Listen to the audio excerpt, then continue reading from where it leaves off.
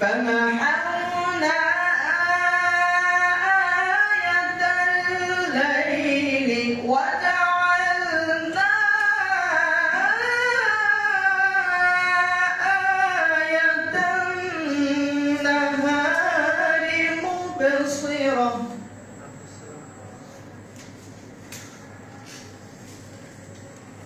مبصرة لتبتغوا فضلا من ربكم ولتعلموا عدد السنين والحساب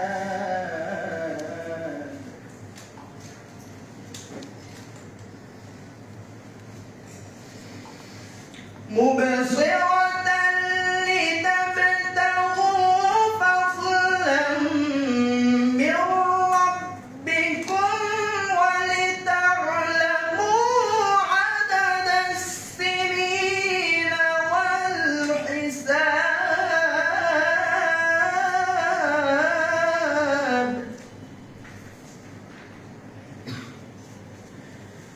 وكل شيء فصلناه تفصيلا صدق الله العظيم.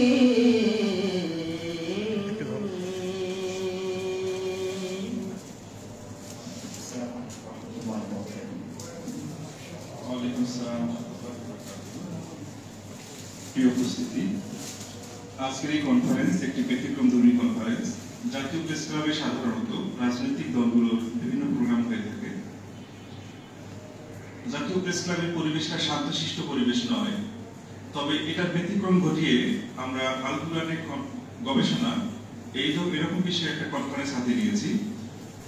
আমরা নতুন বাংলাদেশে নতুন কিছু সুন্দর পরিস্থিতি পরিবেশ আমরা আনার জন্য চেষ্টা করছি। আমাদের আজকের এই মহৎ প্রোগ্রামে প্রধান অতিথি হিসেবে উপস্থিত থাকবেন, সদস্যমন্ত্রী জ্ঞাপন করেছেন এবং কিছুক্ষণ পরে চলে আসবেন professor doctor Mohammad Shamsul Alam, honourable vice chancellor, Islamic Arabic university, Dhaka. বিশেষ অতিথি হিসেবে আমাদের মাঝে আসার জন্য সদস্যমন্ত্রী জ্ঞাপন করেছেন professor doctor Hafez A B Hizbullah, Islamic university Al Quran and Islamic studies ডিপার্টমেন্টের প্রাক্তন শিক্ষক। তিনি একটি টেলিভিশনের লাইভ প্রোগ্রামে আছেন। প্রোগ্রামটা শেষ করে আমাদের সাথে যুক্ত হবেন। আমাদের মাঝে উপস্থিত আছেন guest governor Abul Hasan Mohammad Murtaza, managing director এবং সিইও, ইসলামিয়া হসপিটাল বাংলাদেশ, রায়বাগ, ঢাকা। তিনি আমাদের মাঝে উপস্থিত আছেন। আমাদের মাঝে ক্রিয়েটিভ স্পিকার হিসেবে উপস্থিত আছেন professor doctor ADM Saiful Islam Siddiqui, department of Al Quran and Islamic studies, former chairman and former dean, Faculty of Theology and Islamic Studies, Islamic University, Austria. আমাদের মাঝে উপস্থিত আছেন। অল্প কিছুক্ষণের মধ্যে আমাদের মাঝে উপস্থিত হবেন cute speaker two professor doctor Jubair Mohammad Ihsan Haque, chairman department of Arabic, university of Dhaka. Sir আমাদের মাঝে উপস্থিত হবেন। কিউট স্পিকার হিসেবে আমরা আমন্ত্রণ জানিয়েছি বিশিষ্ট বিজ্ঞান ব্যক্তিত্ব professor doctor Giasuddin Talukdar, chairman department of Arabic, university of Chittagong. আমি চেয়ারে আছি doctor Isa Mohammad, ex principal, national public college, Chittagong, managing director, international institute of Al Quran research and learning, Bangladesh. আমাদের প্রোগ্রামটি আজকে একটু ব্যতিক্রমভাবে সাজানো হয়েছে, যা জাতীয় প্রেস ক্লাবে সাধারণত হয় না। আমাদের আজকে এখন শুভেচ্ছা বক্তব্য রাখবেন। শুভেচ্ছা বক্তব্য পরপরই যারা এরকম গবেষণা করেছেন এমন গবেষকরা এখানে প্যানেল প্রেজেন্টেশন করবে। তারপর আমরা আসলে সালাতের বিরতিতে যাব। সালাতের বিরতি শেষে আমরা প্যানেল প্রেজেন্টেশন 2, এই প্যানেল প্রেজেন্টেশন 2 অর্থাৎ যারা পিএইচডি ডিগ্রি অর্জন করেছেন তাদের থেকে আমরা প্রেজেন্টেশন নেব। সেই স্থানে প্যানেল প্রেজেন্টেশন 2 তে আমরা বাকিদের পরে নিয়ে যাব, কারণ ঢাকা ইউনিভার্সিটি আরবিকের চেয়ারম্যান তিনি আগে বক্তব্য দেওয়ার জন্য সময় চেয়েছেন। আমরা এরপর আমাদের গবেষকদেরকে সম্মাননা প্রদান করব। প্রধান অতিথি এবং বিশেষ অতিথির গুরুত্বপূর্ণ বক্তব্য আমরা শুনব। প্রিন্ট মিডিয়া এবং ইলেকট্রনিক মিডিয়া ভাইদের অনুরোধ করব, আমাদের আজকের এই কনফারেন্স থেকে এত বিজ্ঞ মানুষদের কাছ থেকে যে পরামর্শগুলো আসবে, সেই পরামর্শগুলো সরকারের কাছে, সারা বিশ্বের কাছে, জাতির কাছে পৌঁছে দেবেন। আশা করি নতুন বাংলাদেশ গড়ার ক্ষেত্রে আল কোরআনের গবেষণা শীর্ষক জাতীয় কনফারেন্স গুরুত্বপূর্ণ ভূমিকা পালন করবে। এ পর্যায়ে শুভেচ্ছা বক্তব্য প্রদানের জন্য বিনীত অনুরোধ করছি ডক্টর মোহাম্মদ মাহবুবুল আলম, ইসলামী বিশ্ববিদ্যালয় বাংলাদেশ এর সহযোগী অধ্যাপক। ডক্টর মাহবুবুল আলম।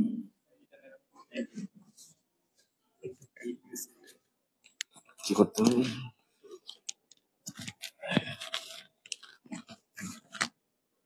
আলহামদুলিল্লাহি রাব্বিল আলামিন ওয়াসসালাতু ওয়াসসালামু আলা আশরাফিল আমবিয়া ওয়াল মুরসালিন নবিয়িনা মুহাম্মদ ওয়া আলা আলিহি ওয়া আসহাবিহি আজমাইন ওয়া বা'দ।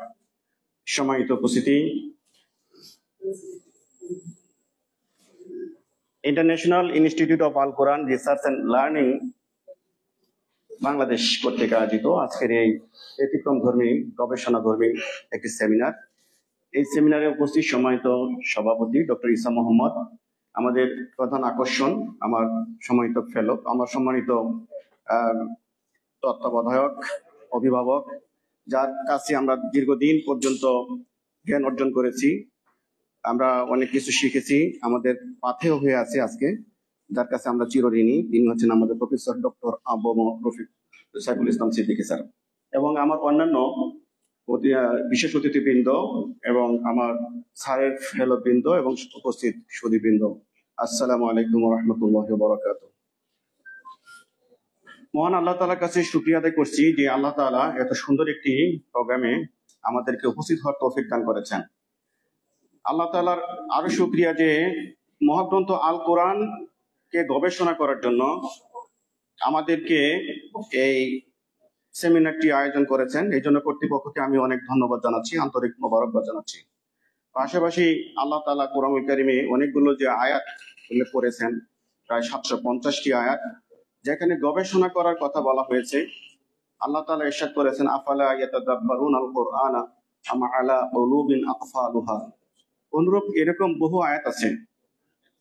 তানতাবি জাওহারি তিনি 750টি আয়াত উল্লেখ করেছেন, যেগুলো গবেষণার দাবিদার সায়েন্টিফিক আয়াত হিসেবে উল্লেখ করেছেন তার কিতাবের মধ্যে। তাফসিরের গ্রন্থ, তার নাম হচ্ছে জাওয়াহিরুল কোরআনুল কারীম। তো এই কোরআনুল কারীম পুরোটাই বিজ্ঞানময়। ইয়াসিন ওয়াল কোরআনুল হাকিম, ওয়াল কোরআনুল হাকিম, যে এই বিজ্ঞানময় কোরআন গবেষণা করার জন্য গবেষণার বিষয়গুলো কি কি আছে, সে বিষয়গুলো সমাজের মানুষের কাছে আমাদের পৌঁছায় দিতে হবে। আমরা অনেকেই জানি না, হয়তো এখানে ফিকি মাসালা নিয়ে নামাজ এবং অন্যান্য মৌলিক ইবাদতের কথা আমরা সবসময় আলোচনা করে থাকি, কিন্তু কোরআনুল কারীমে যে এতগুলো আয়াত এসছে, যেগুলো গবেষণার কথা বলা হয়েছে, গুরুত্ব দেওয়া হয়েছে, এই গুরুত্বপূর্ণ বিষয়গুলো আমাদের এখানে যারা বিজ্ঞ গবেষক বৃন্দ আছেন তাদের মাধ্যমে সমাজের মানুষের কাছে ছড়িয়ে দিতে হবে যে কোরআনুল কারীম একটি এমন গ্রন্থ যেখানে গবেষণা করার কথা পরতে পরতে বলা হয়েছে। আফালা ইয়াতাদাব্বারুনাল কুরআনা ওয়ালাউ কানা মিন ইনদি গায়রিল্লাহি লাওয়াজাদু ফীহি ইখতিলাফান কাসীরা।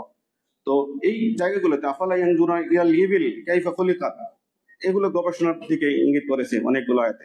তো আমি বলবো যে এই গবেষণাটি, এই সেমিনারটি আজকে ব্যতিক্রম ধর্মী গবেষণা হিসেবে, সেমিনার হিসেবে আজকে ঢাকার প্রাঙ্গণে এটা মাইল ফলক হয়ে থাকবে, ভবিষ্যতের জন্য ঐতিহাসিক একটি প্রোগ্রাম হয়ে থাকবে আমি মনে করি। সম্মানিত উপস্থিতি, যারা শুরুতে উপস্থিত হয়েছেন, শেষ পর্যন্ত উপস্থিত থেকে এই প্রোগ্রামকে সাফল্যমণ্ডিত করবেন, এতটুকু আমরা প্রত্যাশা করছি। সবাইকে মনোযোগের সাথে এবং ধৈর্যের সাথে শেষ পর্যন্ত থেকে প্রোগ্রামকে বাস্তবায়িত করার জন্য বিশেষ অনুরোধ রেখেই আমি আমার উদ্বোধনী কথা, সংক্ষিপ্ত কথা শেষ করছি। আসসালামু আলাইকুম ওয়া রাহমাতুল্লাহি ওয়া বারাকাতুহু। ওয়া আলাইকুম আসসালাম ওয়া রাহমাতুল্লাহি ওয়া বারাকাতুহু। আমাদের যদি বক্তব্য দিতে হবে তো বলবে, তো সে এক মিনিট বলা লাগবে। আমাদের ভোট করে প্রেজেন্টেশন হওয়া ইতিমধ্যে আমাদের মাঝে বাংলাদেশের অনেক গবেষক, পিএইচডি ডিগ্রিধারী, বললে ভালো হইতো, আমি জানতাম না। বক্তব্য দিতে একেবারে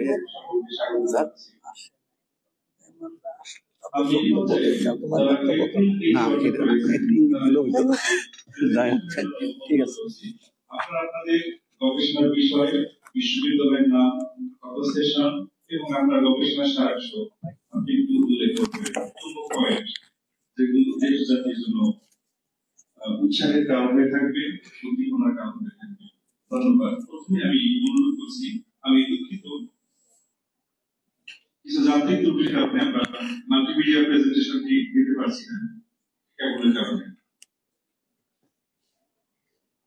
এমফিল পিএইচডি ডিগ্রিধারীদের মধ্যে থেকে এমফিল প্রথমে মোহাম্মদ মমিনুল ইসলাম আজহারি, আপনাকে অনুরোধ করছি আপনাদের প্রেজেন্টেশনটি করার জন্য।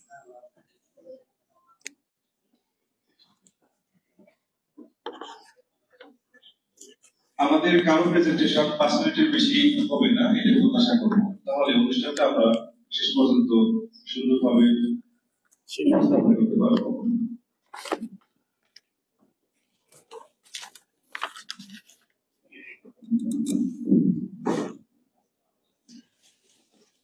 আলহামদুলিল্লাহ, শুকরুলিল্লাহ, ওয়াসসালাতু ওয়াসসালামু আলা রাসূলিল্লাহ, আম্মা বা'দ। ফাউযু বিল্লাহি মিনাশ শাইতানির রাজীম, বিসমিল্লাহির রহমানির রহিম। ওয়া আম্মা বিনি'মাতি রাব্বিকা ফাহাদ্দিস। সাদাকাল্লাহুল আযীম। International institute of Al Quran research and learning বাংলাদেশের পক্ষ থেকে আয়োজিত আজকে এই সেমিনারে সম্মানিত সভাপতি এবং উপস্থিত সকলকে জানাচ্ছি আন্তরিক সালাম, আসসালামু আলাইকুম। আমি মিশর আল আজহার বিশ্ববিদ্যালয়ে 2017 সাল থেকে 24 সাল পর্যন্ত এমফিল রিসার্চ গবেষণা করেছি। বিষয় হচ্ছে আল হালাতুদ দিনিয়া ফি বাংলাদেশ দিরাসা মাইদানি। এর বাংলা অর্থ হচ্ছে বাংলাদেশের সামগ্রিক ধর্মীয় অবস্থা এবং এর একটি মাঠ পর্যায় ভিত্তিক গবেষণা।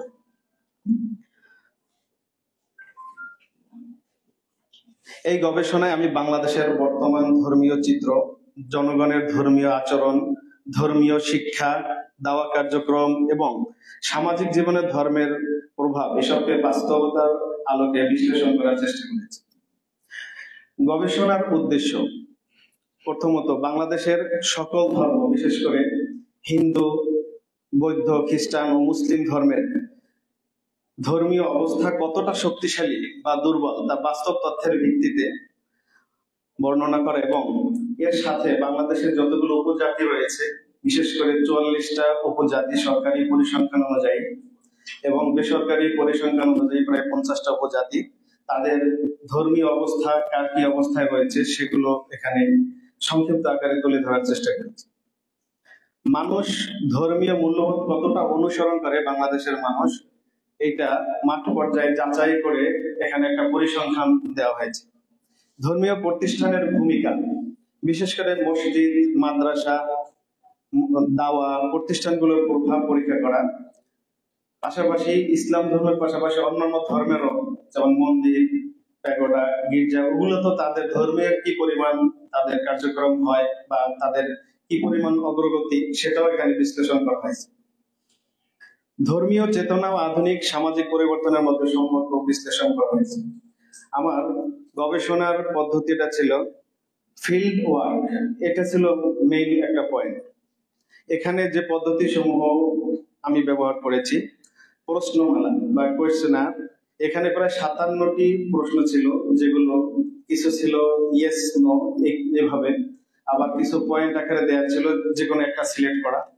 এখান থেকে যাদের থেকে নেওয়া হয়েছে সকলে ভাবে অনলাইন এবং অফলাইন উভয় ভাবে আমি মাঠ পর্যায়ে এটা নিয়েছি। যতটুকু সম্ভব হয়েছে সরাসরি বিভিন্ন প্রতিষ্ঠানে গিয়ে আমি বাংলাদেশের বিভিন্ন প্রতিষ্ঠান এবং বিভিন্ন পেশাদার এদের কাছ থেকে, বিশেষ করে ছাত্র, শিক্ষক, ইমাম, ব্যবসায়ী, পুরুষ, মহিলা সকলের মানে তরুণ সমাজ বিভিন্ন ভাবে এটা চেষ্টা করেছি। পাশাপাশি বাংলাদেশের যারা সবচেয়ে জ্ঞানী মানুষ, শিক্ষক বৃন্দ, তাদের প্রায় 21 জন থেকে বিশেষ সাক্ষাৎকার এখানে তার সংক্ষিপ্ত আকারে তুলে ধরেছি। বিভিন্ন সরকারি বেসরকারি পরিসংখ্যানগুলো এখানে আমি নিয়ে এসেছি। গবেষণার কতিপয় ফলাফল, যেমন ধর্মীয় পরিচয় ও চেতনার দিক থেকে বাংলাদেশের প্রায় যে মুসলমান রয়েছে আমরা জানি সর্বশেষ পরিসংখ্যান 91% মুসলিম বাংলাদেশে বসবাস করে। তাদের মধ্যে প্রায় 95% উত্তরদাতা তারা বলেছেন ধর্মকে তাদের দৈনন্দিন জীবনের একটা আদর্শ বা মূল মূল্যবোধ হিসেবে তারা গ্রহণ করেছেন। যদিও যতটুকু তারা পারেন তারা পালন করেন, কিন্তু পালন করতে না পারলেও তারা ধর্মকে সবার আগে প্রাধান্য দিয়ে থাকে। এবং বাংলাদেশে প্রায় 87% যারা জবাব দিয়েছেন তাদের মধ্যে থেকে নিয়মিত নামাজ ও ধর্মীয় অনুশীলনের চেষ্টা করে, তারা চেষ্টা করে, কিন্তু অনেকেই এটা সম্ভব হয় না। কেউ 1 ওয়াক্ত, কেউ 2 ওয়াক্ত, কেউ 5 ওয়াক্ত এইভাবে চেষ্টা করে। এবং বাংলাদেশের প্রায় 78% মুসলিম তারা পারিবারিক ভাবেই তারা ধর্মীয় শিক্ষাটাকে কম বেশি তারা জ্ঞান অর্জনের চেষ্টা করে। বাংলাদেশে ধর্মীয় যে মূল সমস্যাগুলো কমন ভাবে সকল ধর্মের, সেটা হচ্ছে ধর্মীয় অজ্ঞতা, যেটা আমার এই রিসার্চের ভিতরে চলে আসছে। যে একজন মুসলিম সে ধর্ম চর্চা করে, কিন্তু ধর্মীয় জ্ঞানে সে পরিপূর্ণ জ্ঞানী না। যেমন অনেক মুসলমান সে পারিবারিক ভাবেই সে ইসলাম পালন করে, পাশাপাশি অনেক হিন্দু সে পারিবারিক ভাবেই সে হিন্দু, একজন খ্রিস্টান সে পারিবারিক ভাবেই সে খ্রিস্টান। দেখা গেছে মুসলমানদের সংখ্যা একটু বেশি, যে তারা ধর্মীয় জ্ঞান কিছুটা রাখে, কিন্তু তার পরিমাণটাও অনেক কম। পাশাপাশি অন্যান্য ধর্ম যেমন হিন্দু, বৌদ্ধ, খ্রিস্টান যারা রয়েছে তারা তাদের পার্সেন্টেজটা আরো কম, অর্থাৎ তারা ধর্মীয় জ্ঞান সম্পর্কে খুব কমই জানে। তারা ধর্ম চর্চা করে, কিন্তু তারা ধর্মীয় জ্ঞানটা যতটুকু দরকার সে পরিমাণ তারা চর্চা করেন না। জনাব মুমিনুল ইসলাম আজহারী, আপনার বক্তব্যের সাথে সাথে জানতে চাইবো যে আপনার এই গবেষণা পর্ব আপনার কি প্ল্যান আছে, যদি কোনো প্ল্যান থেকে থাকে সেটা জানাবেন। এই জন্য আপনার অন্য বক্তব্যগুলো একটু সংক্ষিপ্ত করবেন। আর আপনাদের কাছে একটু জানিয়ে রাখছি, এখন যিনি প্রেজেন্ট করছেন তিনি গোয়েন্দা সংস্থার ঊর্ধ্বতন একজন কর্মকর্তা, পিএইচডি করেছেন আল আজহার ইউনিভার্সিটিতে।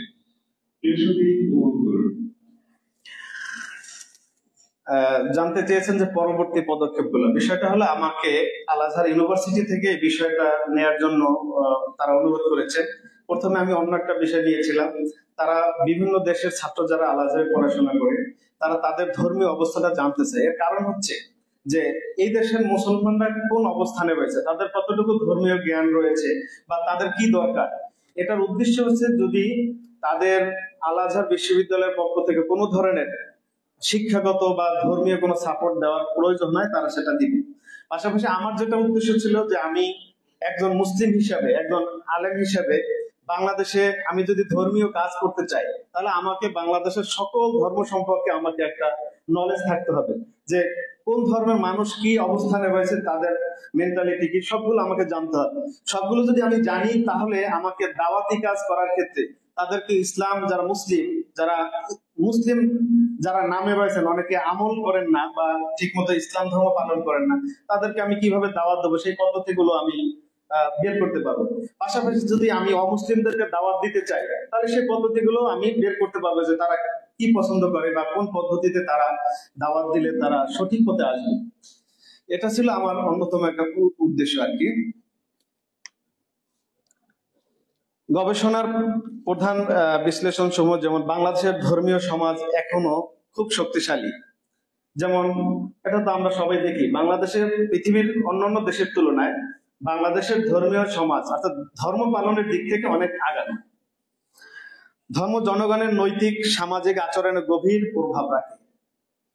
ধর্মীয় প্রতিষ্ঠানগুলো সমাজ গঠনে গুরুত্বপূর্ণ ভূমিকা পালন করে, তবে আধুনিকায়ন ও ডিজিটাল পরিবেশের কারণে সঠিক দাওয়ার প্রয়োজন আরো বেশি হয়ে পড়েছে। আর বিশেষ করে আরেকটা বিষয় উল্লেখ করার, সেটা হচ্ছে আমাদের পাহাড় অঞ্চলে যে সকল উপজাতিরা রয়েছে তাদের ওখানে আমরা বিশেষ করে দায়ীরা ওখানে যেতে পারে না বা যায় না, যে কারণগুলোর কারণে। সেখানে কারণ হচ্ছে ওখানে অনেকে ভয় পায় যে কোনো মানুষ, অপরিচিত মানুষ যদি সেখানে যায়, সে দাওয়াতি কাজের জন্য তার জীবনের জন্য হুমকি হয়ে যায়, সে হয়তো হত্যার শিকার হয়। অনেক সময় আমরা পেপার পত্রিকায় দেখে থাকি যে উপজাতিরা আমাদের দেশের মানুষ মুসলিমদের কি জবাই করে, তারা রান্না করে খেয়ে ফেলে, আমরা কিছুদিন আগেও দেখেছি। এই ধরনের বিভিন্ন ভয়ের কারণে মানুষ ওখানে দাওয়াতি কাজের জন্য যায় না। এটা একটা আমাদের গবেষণার বিষয়। তার সর্বশেষ আমি যে সুপারিশটা করব, তরুণ সমাজের জন্য, তরুণদের জন্য মানসম্মত অনলাইন ইসলামিক প্ল্যাটফর্ম তৈরি করা, মসজিদ মাদ্রাসা ভিত্তিক সামাজিক সচেতনতা কার্যক্রম বাড়ানো, ধর্মীয় নেতাদের প্রশিক্ষণ ও আধুনিক যোগাযোগ দক্ষতা উন্নয়ন করা, পরিবার ভিত্তিক নৈতিক ধর্মীয় শিক্ষা আরো জোরদার করা, এই বিষয়ে আমাদের পদক্ষেপ নেওয়া দরকার। উপসংহার, সার্বিক বিশ্লেষণে প্রমাণিত হয় যে বাংলাদেশ একটি ধর্মনিষ্ঠ সমাজ, যেখানে ধর্ম মানুষের ব্যক্তিগত সামাজিক জীবনে অত্যন্ত প্রভাবশালী। তবে সবসময়িক পরিবর্তনের চ্যালেঞ্জ মোকাবেলায় সুসংগঠিত দাওয়া, সঠিক ধর্মীয় শিক্ষা এবং পরিবারমূলক নৈতিকতার উন্নয়ন অপরিহার্য। আসসালামু আলাইকুম ওয়া রাহমাতুল্লাহি ওয়া বারাকাতুহু। ওয়ালাইকুম আসসালাম ওয়া রাহমাতুল্লাহি ওয়া বারাকাতুহু। আপনাকে অনেক ধন্যবাদ। প্রিয় সুধী, আজকে যারা এখানে প্রেজেন্ট করবেন, এনারা সমাজের সবচেয়ে স্বনামধন্য এবং বিজ্ঞ ব্যক্তিগণ।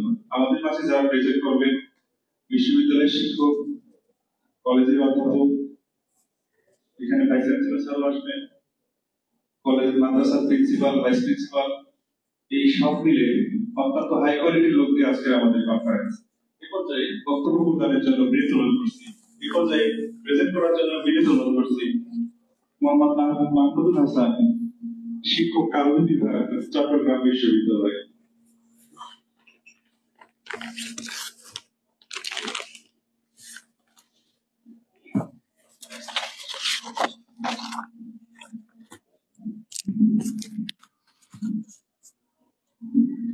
السلام عليكم ورحمة الله وبركاته. إن الحمد لله والصلاة والسلام على من لا نبي بعده. أعوذ بالله من الشيطان الرجيم. بسم الله الرحمن الرحيم. هل يستوي الذين يعلمون والذين لا يعلمون؟ صدق الله العظيم. আজকে international institute of Al Quran research and learning Bangladesh কর্তৃক আয়োজিত আজকে research in the Holi Quran conference and researcher recognition প্রোগ্রামে উপস্থিত অত্র প্রোগ্রামের সম্মানিত চেয়ারম্যান, সভাপতি এবং গুরুত্বপূর্ণ মেহমানবৃন্দ, আমার সঙ্গে উপবিষ্ট এমপি পিএইচডি ডিগ্রিধারী, বাংলাদেশের বিভিন্ন গুরুত্বপূর্ণ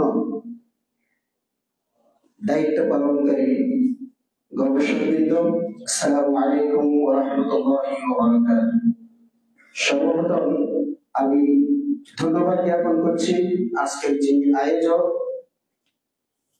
ডক্টর ঈসা মোহাম্মদ ভাইকে, কারণ গবেষণার কাজকে এগিয়ে নেওয়ার জন্য উনি যে উদ্যোগ গ্রহণ করেছেন এটি আসলে প্রশংসনীয়। অবশ্যই এটা প্রশংসার দাবি রাখি। আমার নাম হচ্ছে মাহমুদুল হাসান, আমি এমফিল করেছি চট্টগ্রাম বিশ্ববিদ্যালয়ে আরবি বিভাগ থেকে। আমার session MPhil session 2019-20 session, MPhil শেষ করে 2025 সালে। বর্তমানে আমি কর্মরত হয়েছি চট্টগ্রাম বিশ্ববিদ্যালয়ে আরবি বিভাগে প্রভাষক হিসেবে। আমার এমফিলের বিষয় আসালিবুত তালিম ওয়াত তারবিয়া লিন-নবী সাল্লাল্লাহু আলাইহি ওয়াসাল্লাম ওয়া তাদবিকুহা ফিল আসরিল মাহিদ। এটা ইংরেজিতে শিরোনাম করেছি দ্য প্রফেট মুহাম্মদ সাল্লাল্লাহু আলাইহি ওয়াসাল্লাম peace be upon him, teaching and character for formation, methods and their application in the modern era. Bangla অনুবাদ করা হয়েছে নবী মুহাম্মদ সাল্লাল্লাহু আলাইহি ওয়াসাল্লামের শিক্ষাদান ও চরিত্র গঠন পদ্ধতি আধুনিক প্রেক্ষাপটে তার প্রয়োগ। আমি গবেষণার সারাংশ হিসেবে বলছি, মহানবী হযরত মুহাম্মদ সাল্লাল্লাহু আলাইহি ওয়াসাল্লাম, আমরা সকলেই জানি তার ব্যাপারে, তার অংশগ্রহণমূলক শিক্ষাদান এবং চরিত্র গঠন পদ্ধতি কোনো সাধারণ শিক্ষাদান কৌশল ছিল না, বরং এটি ছিল সমগ্র ও আন্তঃক্রিয়াশীল ব্যবস্থা যা জ্ঞান, চরিত্র ও আধ্যাত্মিকতাকে এক সূত্রে গেঁথেছিল। সুপ্রিয় উপস্থিতি, আমরা যে বর্তমান যে কারিকুলামগুলো বর্তমান বাংলাদেশে প্রচলিত আছে, সমস্ত কারিকুলামের যে আধুনিক শিক্ষাকে তারা প্রমোট করে, কিন্তু সমস্ত শিক্ষার মধ্যে একটা জিনিসের অভাবের কারণে আজকে আমাদের বিশ্ববিদ্যালয়গুলো, শিক্ষাঙ্গনগুলো অপসংস্কৃতিতে ভরে গিয়েছে এবং নানান ধরনের সন্ত্রাসী কার্যক্রম পরিচালিত হচ্ছে। সেই জায়গা থেকে উত্তরণের জন্য আমি এই গবেষণার বিষয়টিকে বাছাই করে নিয়েছি নবী সাল্লাল্লাহু আলাইহি ওয়াসাল্লামের শিক্ষাদান ও চরিত্র গঠন পদ্ধতি আধুনিক প্রেক্ষাপটে তার প্রয়োগ শীর্ষক এই গবেষণার শিরোনাম।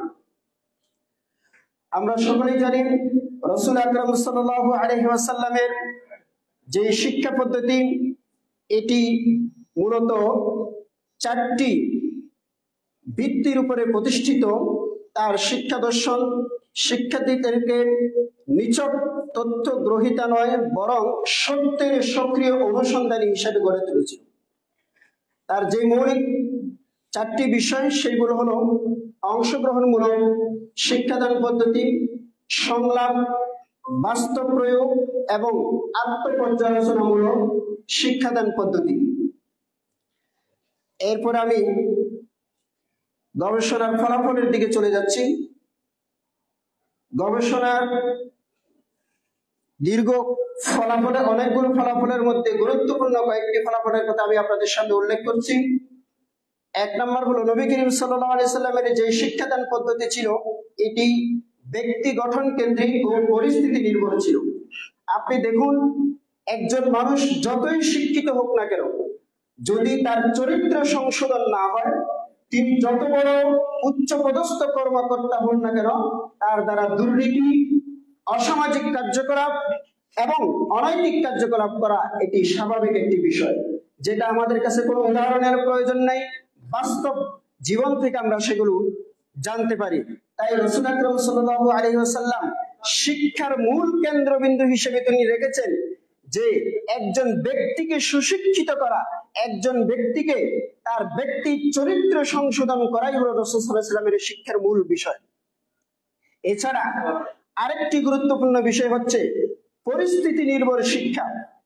কোন পরিস্থিতিতে কোন ধরনের শিক্ষা প্রদান করতে হবে, এই বিষয়ে রাসূল আকরাম সাল্লাল্লাহু আলাইহি ওয়াসাল্লাম আমাদের মাঝে সর্বোচ্চ দৃষ্টান্ত তিনি স্থাপন করেছেন।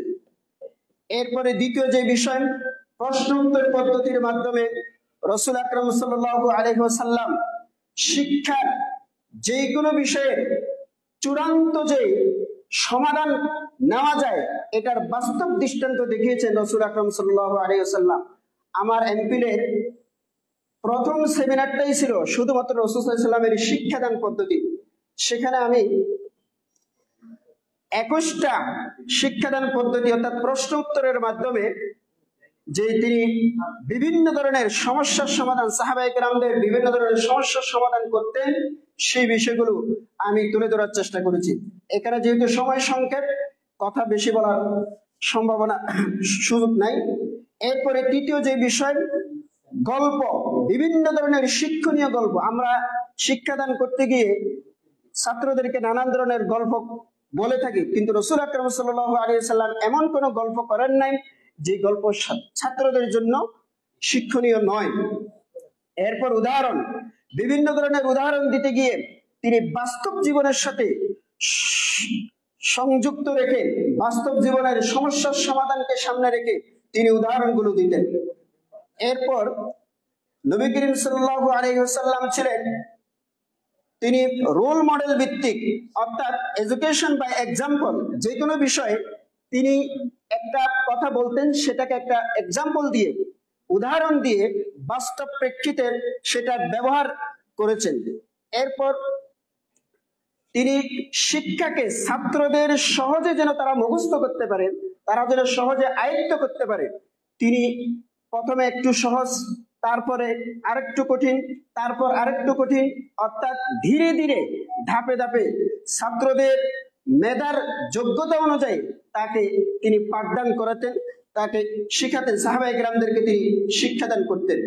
এরপর রাসূল আকরাম সাল্লাল্লাহু আলাইহি ওয়াসাল্লাম যে কোনো বিষয় আলোচনা করার ক্ষেত্রে উপস্থিত যারা ছিল তাদের সাথে ইন্টারেক্টিভ লার্নিং যেটাকে বলা হয় আধুনিক ভাষায়, যে অংশগ্রহণমূলক শিক্ষা, শিক্ষক শুধু বলে যাবে, ছাত্র শুধু সেটাকে গ্রহণ করে নিবে এরকম নয়। শিক্ষক বলার মাঝামাঝি ছাত্রদের কোনো প্রশ্ন থাকলে সেটা যেন সাথে সাথে করতে পারেন। রাসূল আকরাম সাল্লাল্লাহু আলাইহি ওয়াসাল্লাম আমাদেরকে ইন্টারেক্টিভ লার্নিং, যে কোঅপারেশন, শিক্ষাক্ষেত্রে যে collaborative learning, group work, interactive learning ইত্যাদি তিনি আমাদেরকে শিক্ষা প্রদান করেছেন।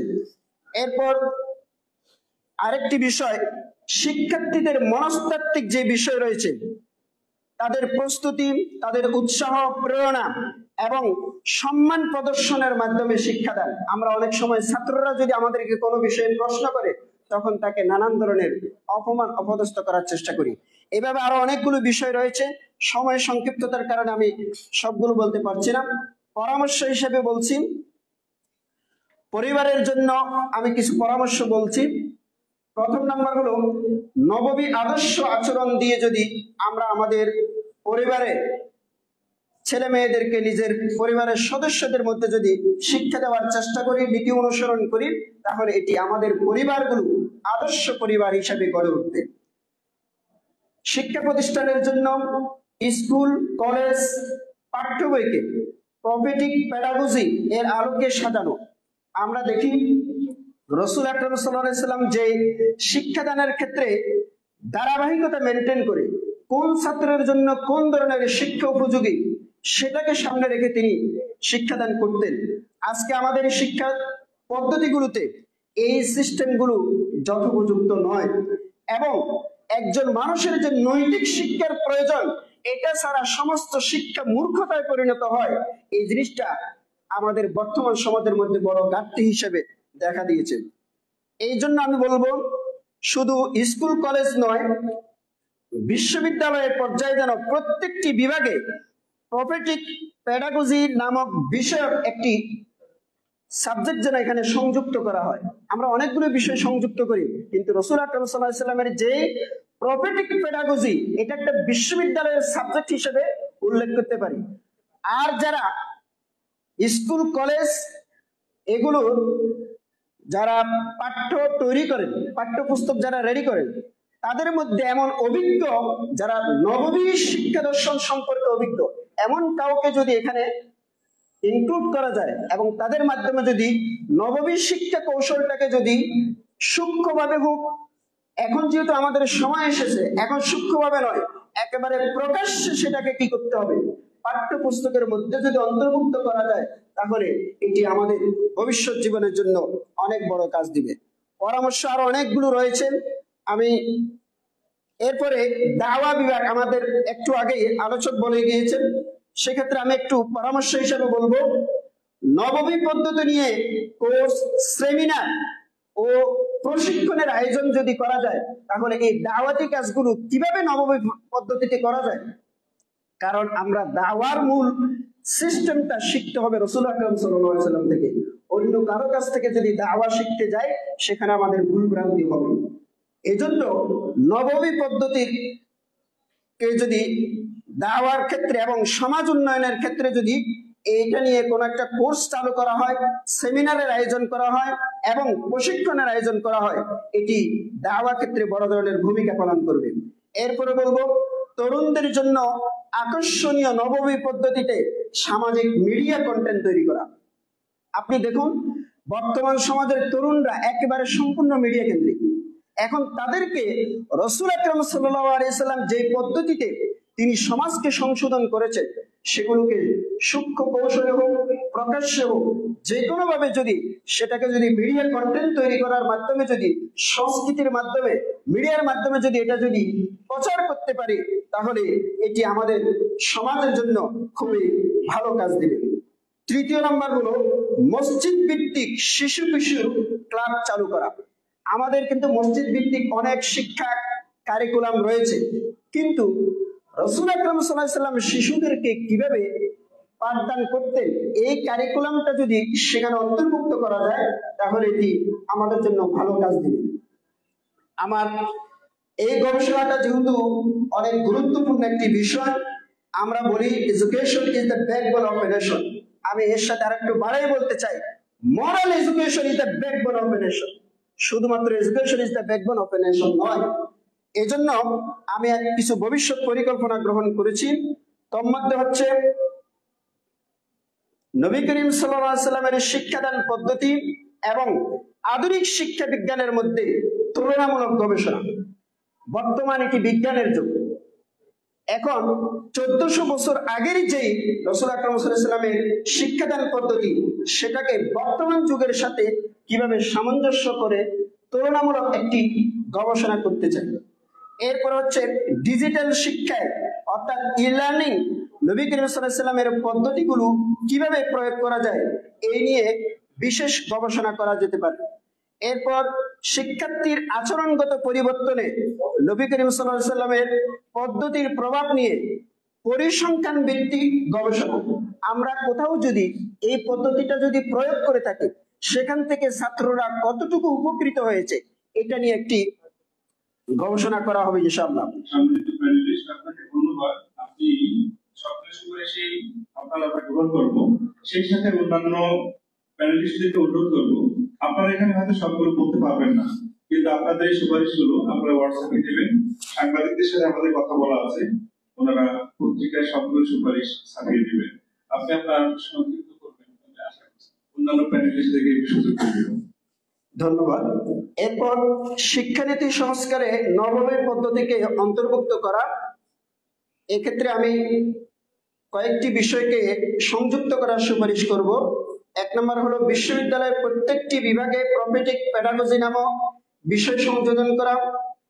দ্বিতীয় নম্বর হচ্ছে নববী পদ্ধতির সঙ্গে আধুনিক মনোবিজ্ঞান ও নিউরোসায়েন্সের তুলনামূলক গবেষণা। তৃতীয় নম্বর জাতীয় শিক্ষানীতিতে নববী শিক্ষণ ও তারবিয়া পদ্ধতির প্রয়োগ। চতুর্থ নম্বর আধুনিক শিক্ষা ও নববী শিক্ষার সমন্বিত কৌশলের আলোকে জাতীয় পাঠ্যক্রম প্রস্তাবনা। পঞ্চম নম্বর শিক্ষক প্রশিক্ষণে নববী শিক্ষণ কৌশল সংযোজন। উপসংহার, গবেষণা থেকে স্পষ্ট হয়েছে যে নবী করিম সাল্লাল্লাহু আলাইহি ওয়াসাল্লামের শিক্ষা পদ্ধতি সমকালীন সব শিক্ষার স্তরে প্রযোজ্য। তার পদ্ধতির মূল বৈশিষ্ট্য ছিল সহজতা, সহানুভূতি, শিক্ষার্থীর মনস্তত্ত্বের প্রতি গভীর নজর এবং বাস্তব জীবনের সাথে যুক্ত করা। এসব পদ্ধতি আজকের ডিজিটাল যুগে শিক্ষার্থী কেন্দ্রিক শিক্ষা, অভিজ্ঞতা ভিত্তিক শিক্ষা এবং আবেগীয় বুদ্ধিমত্তার সাথে চমৎকারভাবে মিলে যায়। বর্তমান শিক্ষার চ্যালেঞ্জ নৈতিক পতন, শিক্ষার্থীর একাগ্রতার অভাব, প্রযুক্তি নির্ভর আচরণ, এসব মোকাবেলা করতে হলে নবী করিম সাল্লাল্লাহু আলাইহি ওয়াসাল্লামের শিক্ষাদান পদ্ধতি ও চরিত্র গঠন পদ্ধতি বাস্তবায়নের বিকল্প কিছু নেই। সবাইকে ধন্যবাদ। আমার সংক্ষিপ্ত বক্তব্য এখানে শেষ করছি। আসসালামু আলাইকুম ওয়া রাহমাতুল্লাহ। অনেক ধন্যবাদ চট্টগ্রাম বিশ্ববিদ্যালয়ের আমি প্যানেলিস্টকে অনুরোধ করবো কারো প্রেজেন্টেশন 5 মিনিটের উপরে যেন না উঠে, কারণ অন্যান্য প্যানেলিস্টদের জন্য সময় পায়। আমি সকলকে অনুরোধ করবো দেশে বিদেশ থেকে অনেকে আমাদের প্রোগ্রামটি যাতে দেখার সুযোগ পায়, সেজন্য আপনারা আমাদের প্রোগ্রামটিকে লাইভটিকে আপনারা শেয়ার করে দিবেন। এর পর্যায়ে প্রেজেন্টেশনে যুক্ত হওয়ার জন্য অনুরোধ করছি প্যানেলিস্ট নূর মোহাম্মদ। ওনার গবেষণার বিষয় the oath in the Quran, diversity and significance. জনাব নূর মোহাম্মদ।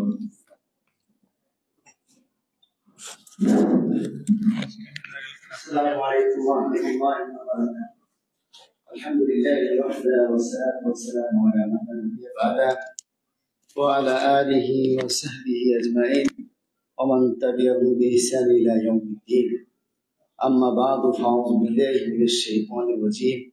বিসমিল্লাহির রহমানির রহিম। والضحى والليل إذا سجى ما ودعك ربك وما قلى إلى الآخر الآيات. আজকের রিসার্চ ইন দ্য হোলি কোরআন টপিকসের উপরে international institute of Al Quran research learning Bangladesh কর্তৃক আয়োজিত আজকের এই কনফারেন্সে উপস্থিত সম্মানিত অতিথিবৃন্দ, প্রধান অতিথি, বিশেষ অতিথি এবং সম্মানিত ফেলোগণ, আসলে আমার সময় সংকীর্ণ, আমি অল্প টাইমের ভিতরে শেষ করতে চাচ্ছি।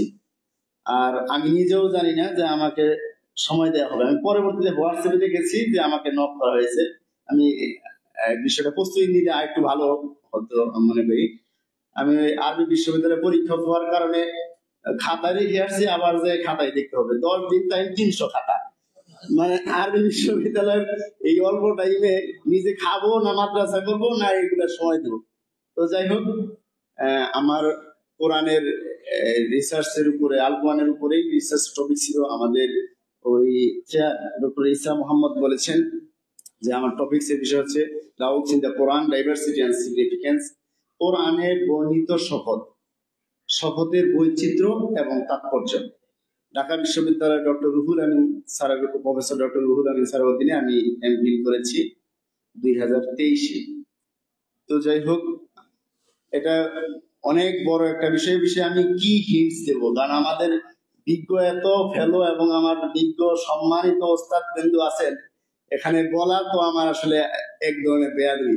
তো যাই হোক, সময় দেওয়া হয়েছে, কিন্তু আমি প্রিপারেশন নেওয়াটা আরো উচিত ছিল।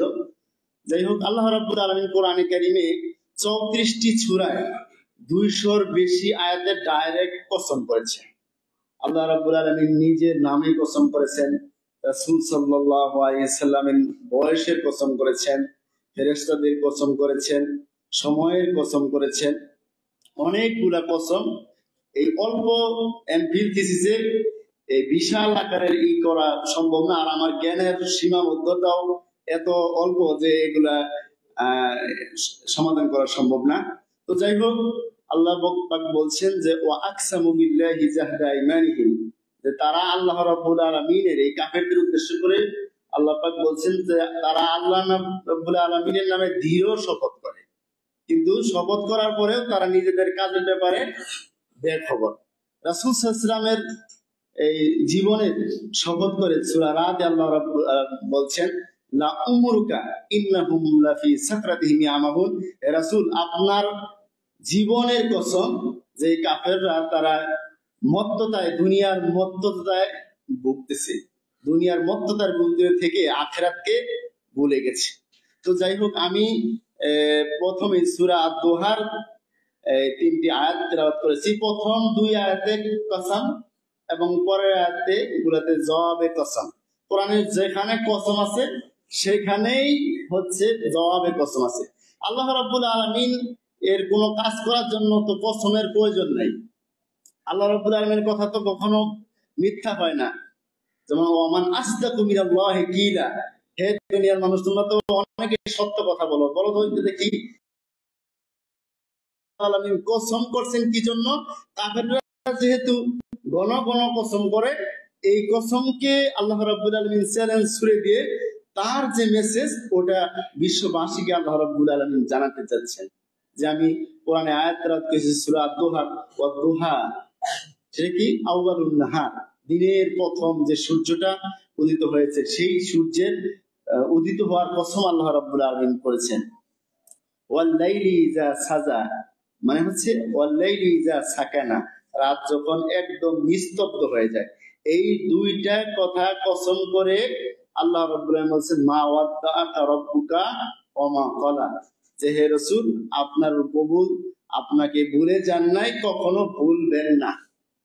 তো আল্লাহ রাব্বুল আলামিনের এই কোরআনে আয়াতে বিভিন্ন মুফাসসিরে কোরআন বিভিন্ন কসম করেছেন। যেমন ওয়াদ-দুহার কসম আয়াতের ব্যাখ্যা করতে যে ইমাম কুরতুবী এক জায়গায় বলছেন যে আকসামাল্লাহু বিদ-দুহা আল্লাযী কাল্লামাল্লাহু ফীহি মূসা, আল্লাহ রাব্বুল আলামিন যে এই দোহার কসম করেছেন সেই দোহাটা হচ্ছে মুসা আলাইহিস সালামের সাথে তুর পর্বতে ঠিক যেই সময় আল্লাহ কথা বলতেন ঠিক এই সময়ের কসমটা সূরা আদ-দুহা।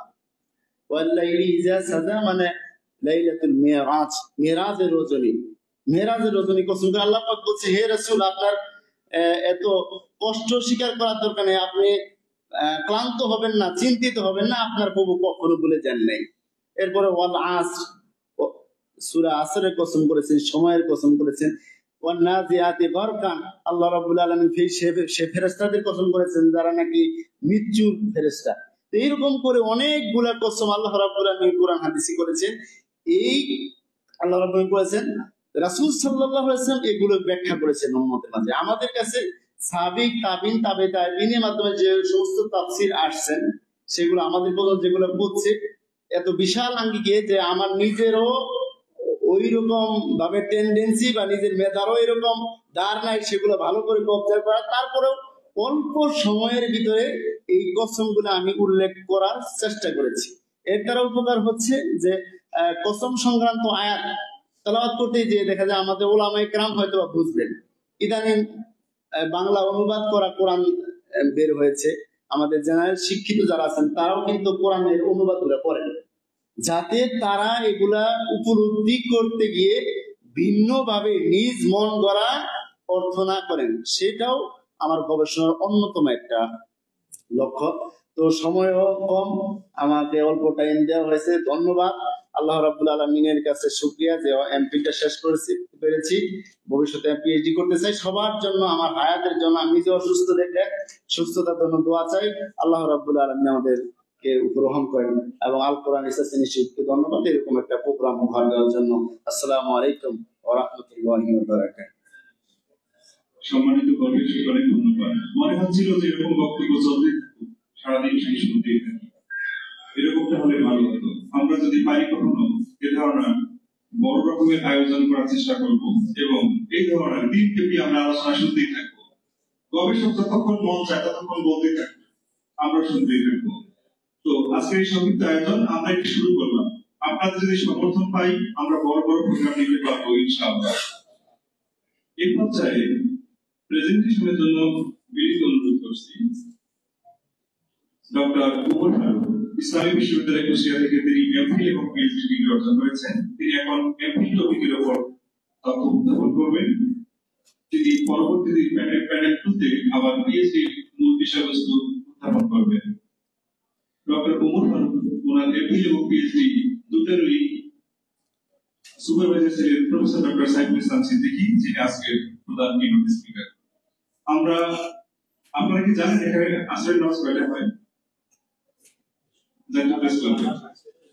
আদান হচ্ছে। আমরা এই জামাতের সাথে গিয়ে যদি অ্যাড হই ওখানে আমাদের জায়গা হবে না, সেজন্য এখানকার জামাতটা হয়ে গেলে তারপর আমরা যাব, কারণ সবগুলো হলরুমে শুক্র শনি প্রোগ্রাম। জি জনাব ডক্টর উমর ফারুক। আসসালামু আলাইকুম ওয়া রাহমাতুল্লাহি ওয়া বারাকাতুহু। রিসার্চ ইন দ্য হোলি কোরআন শীর্ষক আজকের এই কনফারেন্সের মোহতারাম প্রধান অতিথি, উপস্থিত সম্মানিত অতিথিবৃন্দ, সম্মানিত ফেলোবৃন্দ এবং আমার সামনে উপস্থিত সুধী মণ্ডলী,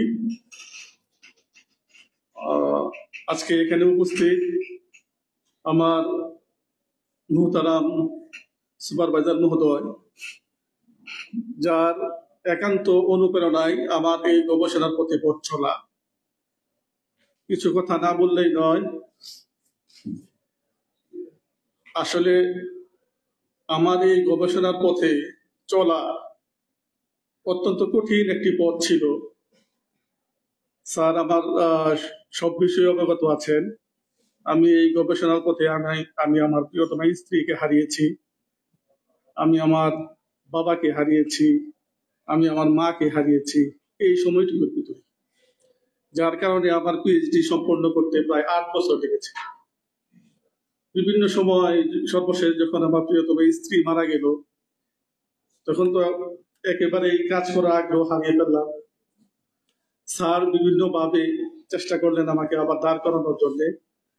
মূলত ওনার সেই চেষ্টার প্রতিফল হিসাবেই আমার এই গবেষণা কর্মটি আমি সম্পন্ন করতে পেরেছি। এই জন্য মহান আল্লাহ রাব্বুল আলামিনের দরবারে স্যারের জন্য কায়মুরবাককে প্রার্থনা করি আল্লাহ যেন স্যারের হায়াতের ভিতরে বারাকা দান করে। সকলে বলে আমিন। আমার সঞ্চালক মহোদয় উনি উল্লেখ করেছেন আমার এমফিল এবং পিএইচডি দুইটি বিষয়ে সারমর্ম উল্লেখ করার জন্য। তো আমি আমার ওনার অনুমতি সাপেক্ষে আমি আমার আপনি এখন আপনার এমপিটা 2-3 মিনিটের মধ্যে উত্থাপন করবেন। আমি সময় নিতে চাচ্ছি না, পরবর্তীতে আমরা প্যানেল করতে আপনার পিএইচডি এর শুনবো। আমি সময় দিতে চাচ্ছি না, আমি শুধু আমার পিএইচডি থিসিস এর সারসংক্ষেপে উল্লেখ করতে চাচ্ছি। যেহেতু এটা সম্প্রতি কাজটা সম্পন্ন করেছি, এই বিষয়ে আমি একটু আলোকপাত করতে চাই। আমার থিসিসের বিষয়বস্তু ছিল তাফসীরুল কুরআনুল হাকিম, যেটার প্রসিদ্ধ নাম ছিল আল মানার, ও তাফসীর ফি জিলালিল কুরআন, একটি তুলনামূলক পর্যালোচনা। মূলত তাফসীর দুটি অত্যন্ত জটিল এবং আধুনিক যুগের দুটি তাফসীর। এই গবেষণায় আধুনিক যুগের এই দুটি গুরুত্বপূর্ণ তাফসীর গ্রন্থ, এর মধ্যে একটি তুলনামূলক বিশ্লেষণ করার চেষ্টা করা হয়েছে। উভয় তাফসীরই আধুনিক কালে ইসলামী চিন্তাধারা, সমাজ সংস্কার ও দাওয়া কার্যক্রমে গভীর প্রভাব বিস্তার করেছে।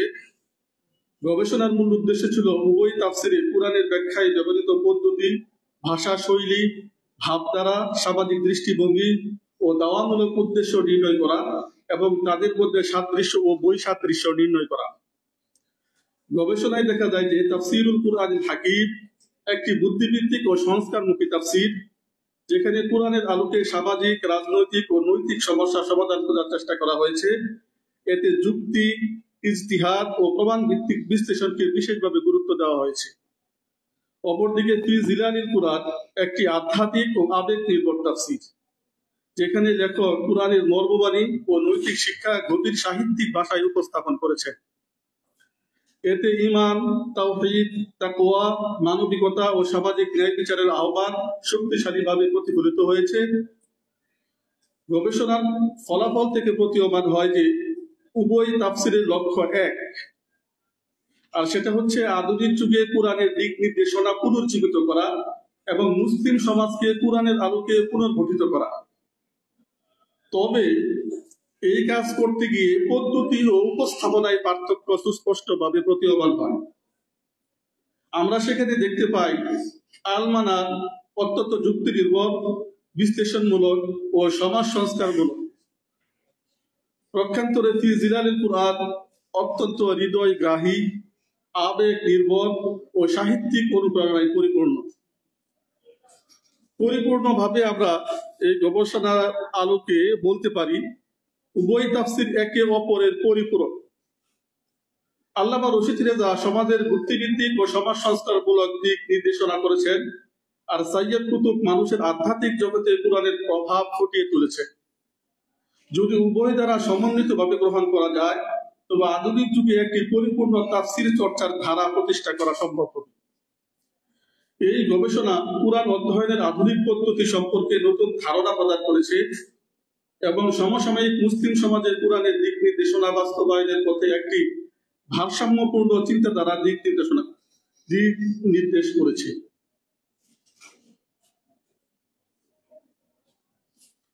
তাফসীর জোটির কলেবর অত্যন্ত বৃহৎ, অত্যন্ত বিস্তারিত ভাবে তাফসীর ফি জিলালিল কুরআন আল্লামা সাইয়্যদ কুতুব তিনি আধুনিক পাশ্চাত্য সমাজে তিনি যেটা দেখেছেন সেটাকে তিনি কুরআনের আলোকে বিশ্লেষণ করার চেষ্টা করেছেন এবং পাশ্চাত্যের যে কালচার, সেটার যে অসারতা এবং ইসলামী সমাজ সংস্কৃতির মানব জীবনে যে প্রভাব এবং এইটার যে সফলতা, এটা তিনি সুন্দরভাবে তার তাফসীরের মাধ্যমে ফুটিয়ে তুলেছেন।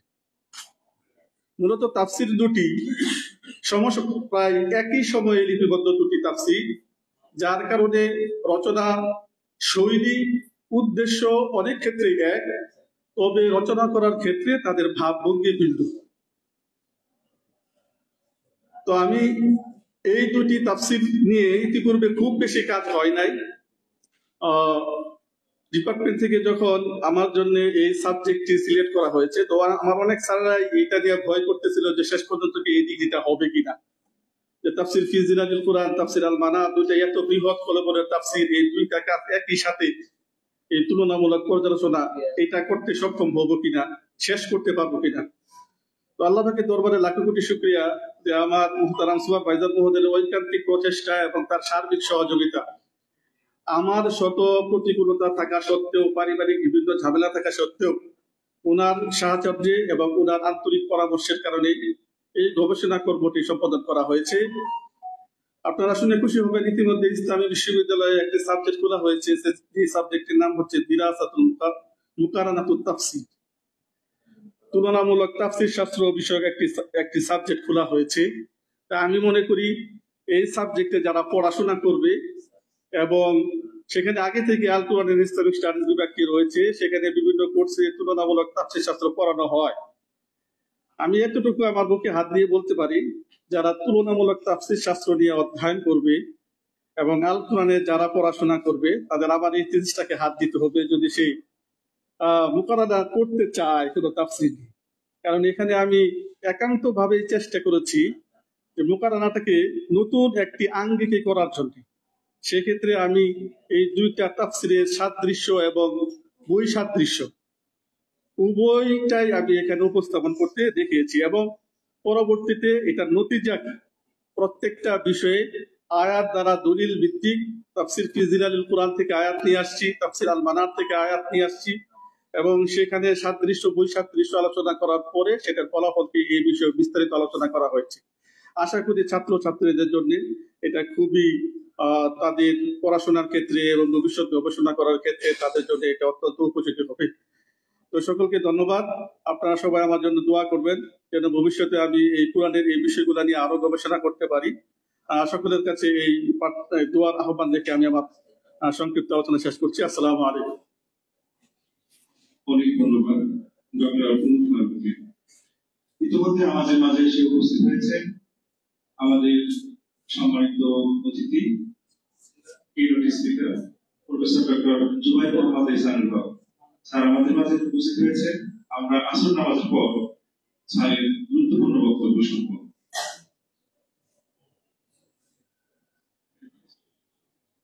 প্রিয় উপস্থিতি, আমরা যাদেরকে পিএইচডি সম্বর্ধনা দিব এবং যারা প্যানেলিস্ট হিসেবে এখানে উত্থাপন করবেন তাদের মধ্যে আমি নামগুলো আপনাদের বলে শোনাচ্ছি। প্রফেসর ডক্টর মোহাম্মদ আতাউর রহমান, বিভাগীয় অধ্যাপক, বিভাগীয় প্রধান, কবি নজরুল সরকারি কলেজ।